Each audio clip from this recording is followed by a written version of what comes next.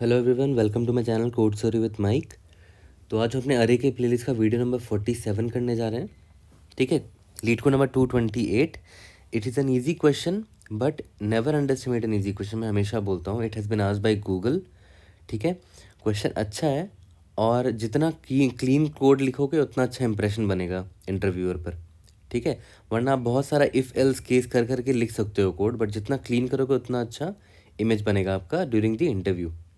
ठीक है, वही हमें सीखना है यहाँ पर। क्वेश्चन का नाम है समरी रेंजेस। ओके, कंपनी किसने पूछा? गूगल ने पूछा इस क्वेश्चन को। क्वेश्चन को पढ़कर समझते हैं कि क्वेश्चन क्या कहना चाहता है। इसमें दे रखा है कि आपको एक सॉर्टेड यूनिक इंटीजर का अरे दे रखा होगा जिसका नाम नम्स है। फॉर एग्जाम्पल यहाँ पर देखो 0 1 2 4 6 7 9 सॉर्टेड है इंक्रीजिंग ऑर्डर में और सारे नंबर्स यूनिक है इसके। ठीक है, अरेंज ए कॉमा बी का मतलब इसने बताया है कि ए कॉमा बी रेंज का मतलब क्या हुआ कि ए से बी तक के जितने एलिमेंट्स जो आते हैं कंसेक्यूटिव उसका सेट है ये, जिसमें ए और बी भी इंक्लूडेड है। फॉर एग्जांपल रेंज 1 से 7 का मतलब क्या हुआ? 1 2 3 4 5 6 7। ठीक है, तो इसने रेंज का डेफिनेशन समझा तो दिया है। अब आगे बढ़ते हैं। इसने बोलता है कि return the smallest sorted list of ranges. ठीक है, smallest sorted list of ranges that cover all the numbers in the अरे एग्जैक्टली।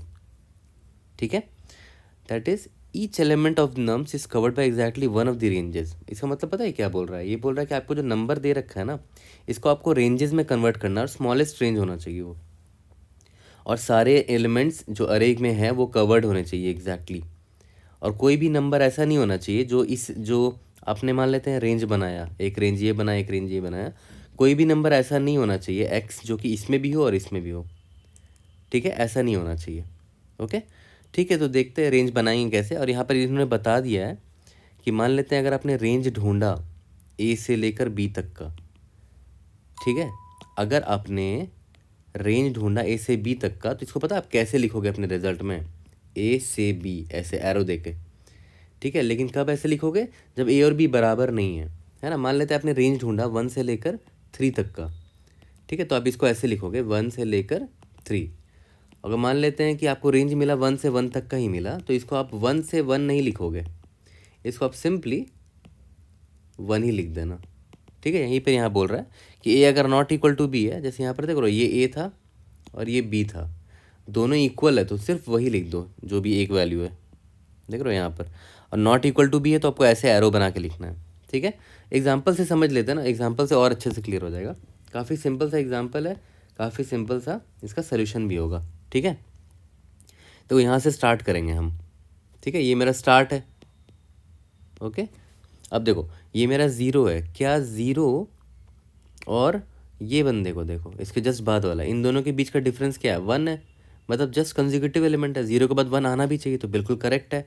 तो मतलब ये मेरा रेंज में आ सकता है 1 भी, ज़ीरो के साथ 1 भी रेंज आ सकता है। तो आगे बढ़ के देखते हैं और भी है कोई नंबर जो रेंज में आ सकता है ज़ीरो के साथ। तो मैंने देखा कि भाई ये 2 और 1 के बीच की भी दूरी 1 है ना। 1 के बाद 2 ही तो आता है, यानी कि 2 भी आ सकता है रेंज में, जो अभी रेंज हम बनाने जा रहे हैं। ठीक है, फिर यहाँ पर आया तो हमने देखा कि नहीं, 4 और 2 जो है दोनों के बीच की दूरी 1 नहीं है, मतलब ऑब्वियस सी बात है 2 के बाद 3 आता है ना, यहाँ तो 4 आ गया, मतलब यहाँ पर रेंज हमारा ब्रेक हो गया, इतना ही रेंज होगा। ठीक है, इसका मतलब क्या हुआ कि 0 से लेकर कहाँ तक हमने रेंज ढूंढ लिया? 2 तक का रेंज ढूंढ लिया। ठीक है, यहाँ पर देख रहे हो 0 जो है और 2 जो वो दोनों इक्वल नहीं है। अगर इक्वल होते तो मैं सिर्फ सिंपली 0 लिख देता। अभी आगे के एग्जाम्पल में और समझ में आएगा आपको। ठीक है, तो हमारे रिजल्ट में हमने ये तो ऐड कर दिया और हमारा ये पार्ट कवर हो गया। ठीक है, अब याद करो लास्ट टाइम हम यहाँ पर थे, तो अब हम इसको स्टार्ट मानेंगे क्योंकि अब एक नया रेंज स्टार्ट हो रहा है मेरा। ठीक है, अब मेरा नया रेंज स्टार्ट हो रहा है। ठीक है, तो स्टार्ट इस रेंज का 4 से है। आगे बढ़ते हैं 4 को, और यहाँ पर 6 है। 6 और 4 की दूरी 2 है यार, ये तो गलत हो गया ना। 4 के बाद जस्ट 5 आता है, वो मिसिंग है। इसीलिए क्या करना पड़ेगा, यही मेरा रेंज यही तक है बस, है ना। तो 4 से 4 लिखोगे क्या? नहीं, दोनों इक्वल है तो सिर्फ 4 एक सिंगल एलिमेंट है, वही लिख दो। ठीक है, सिंगल एलिमेंट का रेंज है तो सिर्फ 4 लिख दिया। ठीक है, 4 का इतना ही तक सफ़र था। अब आते हैं, ये मेरा एक रेंज कवर हो गया। अब आते हैं स्टार्ट यहाँ पर, है ना, इधर पर है।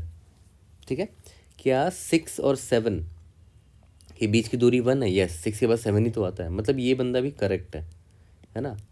आगे बढ़ते हैं, क्या 7 और 9 के बीच की दूरी 1 है? नहीं, 7 के बाद 8 आता है जो कि मिसिंग है, तो मतलब यही हमारा, ये तक हमारा दूसरा रेंज ख़त्म हो गया। तो मेरा क्या है भाई, 6 से 7 है रेंज।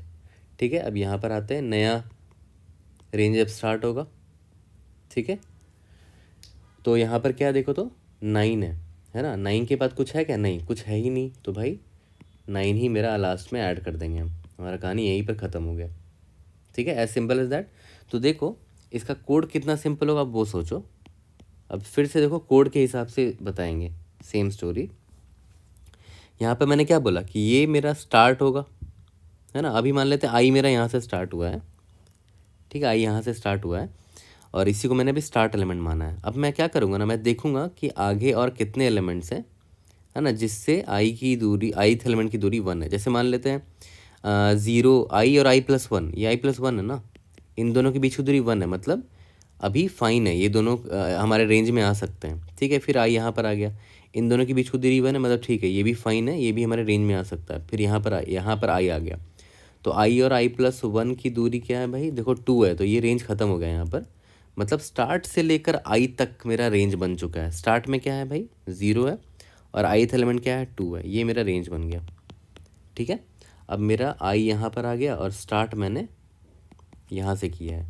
ठीक है, अब फिर मैं वही करूँगा, स्टार्ट तो मेरा 4 को पॉइंट कर ही रहा है, अब आई को मैं आगे बढ़ा बढ़ा के चेक करता रहूँगा। आई और i+1 को पहले चेक किया, भाई डिफरेंस 2 है, मतलब इधर ही तक रेंज है इसका, है ना। सिंस स्टार्ट की वैल्यू क्या है, 4 है, और आई की वैल्यू भी 4 ही है, तो मैं सिंपली सिर्फ 4 लिख दूँगा। ठीक है, अब यहाँ पर आई ले आया और स्टार्ट भी यहाँ से है, नए रेंज की शुरुआत यहाँ से है। ठीक है, तो आई यहाँ पर है, आई को आगे बढ़ाते हैं, ये आई है और ये i+1 है, दोनों के बीच की दूरी 1 होनी चाहिए, 1 है भी, विच इज़ फाइन। तो आई यहाँ पर आ जाएगा, आई और i+1 की दूरी नाप रहे हैं, 7 और 9 के बीच में 8 आता है, तो इसीलिए हमारा रेंज यहाँ ब्रेक हो गया। ठीक है, तो स्टार्ट से लेकर आई तक का एक रेंज बना है मेरा। स्टार्ट क्या है भाई, 6 है, आई तक, आई क्या है मेरा, 7 है ना, मतलब ith एलिमेंट। ठीक है, इसके बाद फिर आई यहाँ आ गया और स्टार्ट यहाँ से स्टार्ट हुआ। ठीक है, आई के बाद i+1 तो आता ही नहीं है, तो बस मुझे सिंपली क्या करना है, 9 को ऐड कर देना है। ठीक है, तो देखा जाए तो इसी स्टोरी को अगर मैं कोड में लिखने की कोशिश करूँ, तो मैंने क्या बोला था कि जो मेरा आई है वो 0 से स्टार्ट होगा, i<n तक जाएगा, i++, यहाँ तक तो क्लियर लग रहा था। मैंने एक स्टार्ट लिखा था, याद है, वो स्टार्टिंग में नम्स आई से स्टार्ट हुआ। इसके बाद मैंने क्या बोला था कि आई को मैंने बोला भाई तू आगे तक जा, देख कब तक, कहाँ तक की रेंजेस तू कवर कर सकता है। ठीक है, तो मैंने क्या बोला था कि nums of i+1 minus nums of i अगर इक्वल टू 1 है, मतलब और आगे के नंबर, मतलब ये नंबर i+1 वाला नंबर भी मेरे रेंज में आ सकता है, तो मैंने i++ कर दिया। ठीक है, और भी नंबर आगे ढूंढूंगा, ठीक है, अपने रेंज में कवर करने के लिए। ओके, बट एक चीज़ ध्यान दो, i+1 यहाँ पर लिख रहा हूँ, इसका मतलब क्या हुआ कि यहाँ पर हमें एक और चेक डालना चाहिए था। वो चेक क्या होना चाहिए, वाइल तो ठीक है, i+1 should be less than equal to 1, right, है ना, तभी तो नम्स ऑफ i+1 लिख सकते हो, तो वो चीज़ यहाँ पर लिख देना। ओके, यहाँ तक क्लियर है। अब हमें बस सिंपल क्या करना है कि भाई इफ़, यहाँ पर तो हमने आई ने रेंज ढूंढ लिया होगा, बस हमें यहाँ पर एक चीज़ क्या लिखना है कि अगर स्टार्ट वाला एलिमेंट, ठीक है, ये नॉट इक्वल टू, अभी जब आई जिस एलिमेंट को पॉइंट कर रहा है, नम्स ऑफ आई, ठीक है, तो मतलब हमें हमारा रेंज मिल गया है, राइट। तो मैं क्या करूँगा, स्टार्ट से लेकर नम्स आई का रेंज बनाकर अपने रिजल्ट में अपेंड कर दूंगा। सिंस स्टार्ट एक इंटीजर है, नम्स आई भी इंटीजर है, तो इसको कन्वर्ट करने के लिए क्या यूज़ करेंगे, स्ट्रिंग में toString नाम का फंक्शन है, ठीक है, C++ में। ठीक है, और अगर याद करो, अगर स्टार्ट और नम्स आई दोनों इक्वल होते थे, मतलब आगे के और एलिमेंट हमें मिले ही नहीं रेंज में, ठीक है, तो सिंपली हमें क्या करना है, बस स्टार्ट को पुश कर देना है अपने रिजल्ट में। ठीक है, और लास्ट में हमें क्या करना है, अपना रिजल्ट रिटर्न कर देना है। काफ़ी सिंपल सा कोड है, देखो, है ना, ज़्यादा कुछ चेक करने की ज़रूरत नहीं है, बस हमने स्टार्ट नम्स आई से किया और आई को आगे बढ़ा बढ़ा के ये चेक करते रहे कहाँ तक रेंज मेरा आ सकता है। ठीक है, स्टार्ट और नम्स आई, आई अभी जिसको पॉइंट कर रहा है जिस एलिमेंट को, और स्टार्ट अगर दोनों इक्वल नहीं है, मतलब एक रेंज मिला है मुझे ए से बी का। अगर इक्वल है मतलब ए से ए तक का ही रेंज है, तो स्टार्ट से स्टार्ट तक का ही रेंज है, तो सिर्फ स्टार्ट लिख दिया यहाँ पर। यहाँ तक क्लियर है? तो चलो जल्दी से सेम कोड उतार देते हैं और कंप्लीट करते हैं इस क्वेश्चन को, है ना। Time complexity O of N है, क्योंकि हम सारे एलिमेंट्स में हम स्ट्रिंग को ट्रेवर्स कर रहे हैं, है ना। मतलब जो इंटीजर अरे दे रखा है इसको ट्रेवर्स कर रहे हैं, इसका लेंथ एन है, ठीक है। तो चलो इसका कोड करते हैं जल्दी से। तो चलो इसका कोड करते हैं। ऑलमोस्ट हमने पूरा कोड लिख दिया था एक्सप्लेन करते वक्त ही, ठीक है। तो सबसे पहले एन निकाल लेते हैं। N is equal to nums dot size, ठीक है। और हमारा एक वेक्टर ऑफ स्ट्रिंग रिजल्ट बना लेते हैं। यहाँ तक क्लियर है? मैंने क्या पता, स्टार्ट करेंगे for int i is equal to 0, i less than N, i plus plus तक चलेगा, ठीक है। अभी मेरे रेंज का पहला नंबर कौन है? स्टार्ट, ठीक है, नम्स ऑफ आई से जो स्टार्ट हो रहा है। अब मैं क्या करूँगा, अगर i plus one less than n है, and nums of i plus one minus nums of i, अगर ये बराबर है 1 के, ठीक है। मतलब और आगे देख सकता हूँ मैं, रेंज में इंक्लूड कर सकता हूँ इस बंदे को, ठीक है। अभी लास्ट में बस हमें क्या करना है, अगर start not equal to nums of i है, मतलब एक रेंज हमें मिला है ए से बी का, ठीक है।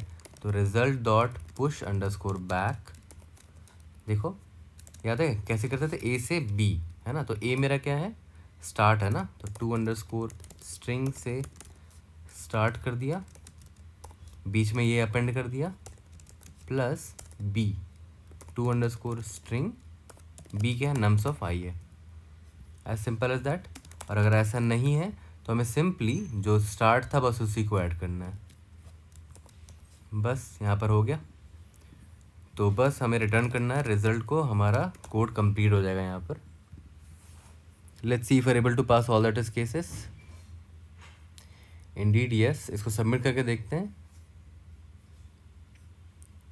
ओके, तो यहाँ पर अगर आप नोटिस करो तो यहाँ पर साइन इंटीजर ओवरफ्लो हो जा रहा है, ठीक है। तो आप इसको देखो ऐसे कर सकते हो, नम्स ऑफ आई प्लस 1 करोगे, अगर वो बराबर आ गया नम्स ऑफ आई प्लस 1 के, ठीक है।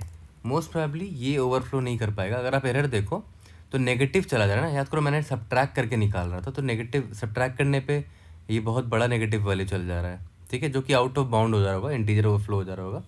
इसलिए मैंने क्या नम्स ऑफ आई प्लस 1 में नम्स ऑफ आई को चेक करके देख लिया इससे, है ना। तो सबमिट करके देखते हैं। I hope this should pass all the test cases. ये भी एक नई चीज़ हमने सीखी है ना, यहाँ पर ये देखो पास हो गया है।